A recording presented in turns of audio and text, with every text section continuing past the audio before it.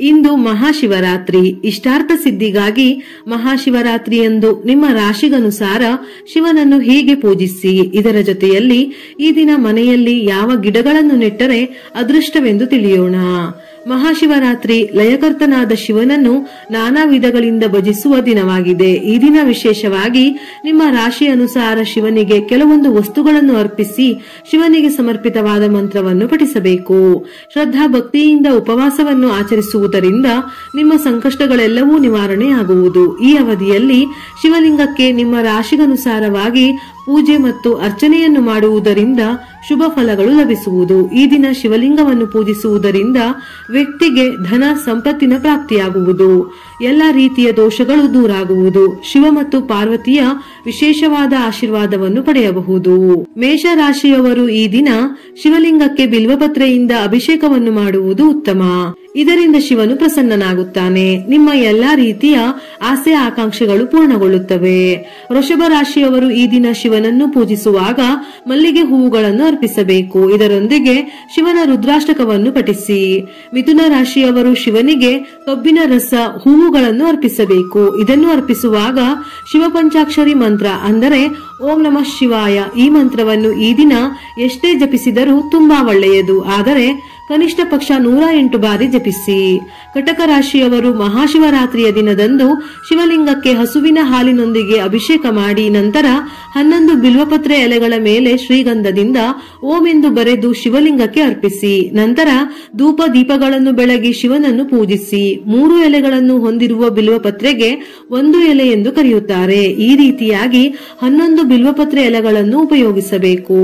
ಸಿಂಹ ರಾಶಿಯವರು ಈ ದಿನದಂದು ಮಹಾದೇವನ ಪೂಜೆಯಲ್ಲಿ ಕಣಗಿಲೆ ಹೂವುಗಳನ್ನು ಅರ್ಪಿಸಬೇಕು. ಇದರೊಂದಿಗೆ ಶಿವಾಲಯದಲ್ಲಿ ಕುಳಿತು ಶ್ರೀ ಶಿವಚಾಲಿಸಾವನ್ನು ಪಠಿಸಬೇಕು.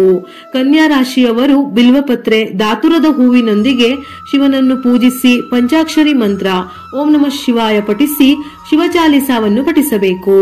ತುಲಾ ರಾಶಿಯವರು ಈ ದಿನ ಶಿವಾಷ್ಟಕವನ್ನು ಪಠಿಸಬೇಕು. ಇದರೊಂದಿಗೆ ಮೊಸರು ಅಥವಾ ಕಲ್ಲು ಸಕ್ಕರೆ ಹಾಲಿನಿಂದ ಶಿವಲಿಂಗಕ್ಕೆ ಅಭಿಷೇಕ ಮಾಡಿ ಶಿವ ಸಹಸ್ರನಾಮವನ್ನು ಪಠಿಸಿ. ವೃಶ್ಚಿಕ ರಾಶಿಯವರು ಈಶ್ವರನನ್ನು ಗುಲಾಬಿ ಹೂವು ಬಿಲ್ವಪತ್ರೆಯೊಂದಿಗೆ ಪೂಜಿಸಿ ರುದ್ರಾಷ್ಟಕವನ್ನು ಪಠಿಸಬೇಕು. ನಂತರ ಓಂ ಅಂಗರೇಶ್ವರಾಯ ನಮಃ ಎಂಬ ಮಂತ್ರವನ್ನು ಜಪಿಸಿ. ಧನು ರಾಶಿಯವರು ಈ ದಿನದಂದು ಬೆಳಿಗ್ಗೆ ಹಳದಿ ಬಣ್ಣದ ಹೂವುಗಳಿಂದ ಶಿವನನ್ನು ಪೂಜಿಸಬೇಕು. ಶಿವನಿಗೆ ಖೀರು ಅಥವಾ ಪಾಯಸವನ್ನು ಪ್ರಸಾದವಾಗಿ ಅರ್ಪಿಸಿ ಶಿವಾಷ್ಟಕವನ್ನು ಪಠಿಸಿ. ಮಕರ ರಾಶಿಯವರು ಈಶ್ವರನನ್ನು ಧಾತುರ ಭಂಗ ಅಷ್ಟಗಂಧಗಳಿಂದ ಪೂಜಿಸಿ ಓಂ ಪಾರ್ವತೀನಾಥಾಯ ನಮಃ ಎಂಬ ಮಂತ್ರವನ್ನು 108 ಬಾರಿ ಜಪಿಸಿ. ಕುಂಭರಾಶಿಯವರು ಶಿವನಿಗೆ ಪ್ರತ್ಯೇಕವಾಗಿ ಹಾಲು, ಮೊಸರು, ಸಕ್ಕರೆ, ತುಪ್ಪ, ಜೇನುತುಪ್ಪವನ್ನು ಅರ್ಪಿಸಿ ಓಂ ಶಿವಾಯ ನಮಃ ಎಂಬ ಮಂತ್ರವನ್ನು ಪಠಿಸಿ ನಂತರ ಶಿವಾಷ್ಟಕವನ್ನು ಪಠಿಸಬೇಕು. ಮೀನ ರಾಶಿಯವರು ಮಹಾಶಿವರಾತ್ರಿಯ ದಿನದಂದು ಶಿವಲಿಂಗಕ್ಕೆ ಪಂಚಾಮೃತ, ಮೊಸರು, ಹಾಲು ಮತ್ತು ಹಳದಿ ಬಣ್ಣದ ಹೂವುಗಳನ್ನು ಅರ್ಪಿಸಬೇಕು. ಪೂಜೆ ಮುಗಿದ ನಂತರ ಶ್ರೀಗಂಧದ ಜಪಮಾಲೆಯೊಂದಿಗೆ ಓಂ ಭಾಮೇಶ್ವರಾಯ ನಮಃ ಎಂಬ ಮಂತ್ರವನ್ನು 108 ಬಾರಿ ಜಪಿಸಿ. ಮೇಲೆ ಹೇಳಿದ ಮಂತ್ರಗಳನ್ನು ಜಪಿಸಲು ಸಾಧ್ಯವಾಗದೇ ಇದ್ದಲ್ಲಿ ಈ ಮಂತ್ರವನ್ನು ಕೇಳಿದರೂ ಒಳ್ಳೆಯ ಫಲಗಳು ಪ್ರಾಪ್ತಿಯಾಗುತ್ತದೆ. ಈ ದಿನ ಶಿವಪೂಜೆಯನ್ನು ಮಾಡುವುದರೊಂದಿಗೆ ಮನೆಯಲ್ಲಿ ಶಿವನಿಗೆ ಪ್ರಿಯವಾದ ಈ ಗಿಡವನ್ನು ನೆಡಬೇಕು.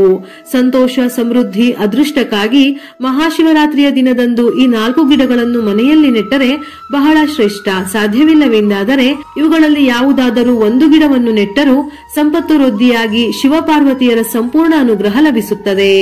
ಬಿಲ್ವಪತ್ರೆ ಗಿಡ ಶಿವನಿಗೆ ಪ್ರಿಯವಾದ ವಸ್ತುಗಳಲ್ಲಿ ಬಿಲ್ವಪತ್ರೆಯು ಒಂದು. ಶಿವನಿಗೆ ಈ ಎಲೆ ಎಂದರೆ ತುಂಬಾನೇ ಇಷ್ಟ.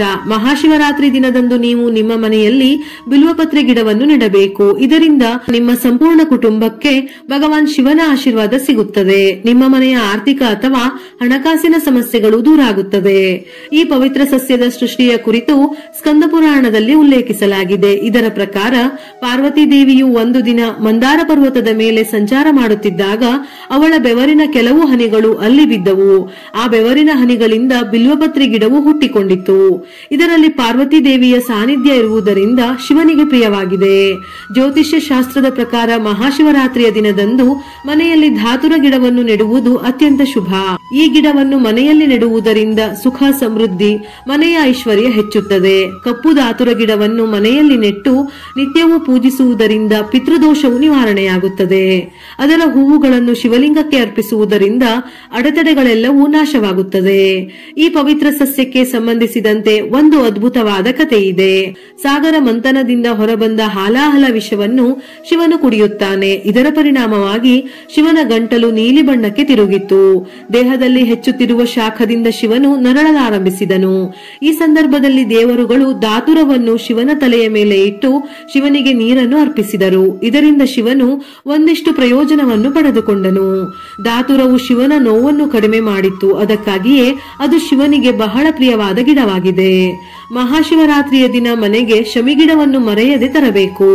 ಇದು ಶನಿದೇವ ಮಹಾದೇವ ಇಬ್ಬರಿಗೂ ತುಂಬಾ ಪ್ರಿಯವಾಗಿದೆ. ಈ ಸಸ್ಯವನ್ನು ಮನೆಯಲ್ಲಿ ನೀವು ನೆಡುವುದರಿಂದ ವ್ಯಾಪಾರ, ವೃತ್ತಿ ಜೀವನದಲ್ಲಿ ನೀವು ಅಂದುಕೊಂಡಿದ್ದೆಲ್ಲ ನಡೆಯುತ್ತದೆ. ಶಿವಲಿಂಗದ ಮೇಲೆ ಶಮಿ ಎಲೆಗಳನ್ನು ಅರ್ಪಿಸುವುದರಿಂದ ಶನಿಯು ನಮಗೆ ಎಂದಿಗೂ ತೊಂದರೆ ಕೊಡುವುದಿಲ್ಲ. ಶನಿ ದೋಷದಿಂದ ಪರಿಹಾರವನ್ನು ನೀಡುತ್ತಾನೆ. ಮಲ್ಲಿಗೆ ಗಿಡ. ಮಲ್ಲಿಗೆ ಹೂವುಗಳು ಪಾರ್ವತಿ ದೇವಿಗೆ ಪ್ರಿಯವಾದ ಹೂವಾಗಿದೆ. ಮಹಾಶಿವರಾತ್ರಿ ದಿನದಂದು ಮನೆಯಲ್ಲಿ ಈ ಗಿಡವನ್ನು ನೆಟ್ಟರೆ ದಾಂಪತ್ಯ ಜೀವನ ಸುಖಮಯವಾಗಿರುತ್ತದೆ. ಇದರಿಂದ ಮನೆಯಲ್ಲಿ ಶಿವನ ಆಶೀರ್ವಾದ ನೆಲೆಯಾಗುತ್ತದೆ. ಶಿವನ ಕೃಪೆಯಿಂದ ಎಲ್ಲಾ ಅಶುಭಗಳು ಪರಿಹಾರವಾಗುತ್ತವೆ. ವಿಡಿಯೋ ಇಷ್ಟ ಆಗಿದ್ದಲ್ಲಿ ಮರೆಯದೆ ಲೈಕ್ ಮಾಡಿ, ನಮ್ಮ ಚಾನೆಲ್ ಅನ್ನು ಸಬ್ಸ್ಕ್ರೈಬ್ ಮಾಡಿ. ಇದೇ ರೀತಿಯ ಮನಮುಟ್ಟುವ ಉಪಯುಕ್ತ ಮಾಹಿತಿಗಳಿಗಾಗಿ ಮತ್ತೆ ಭೇಟಿಯಾಗೋಣ.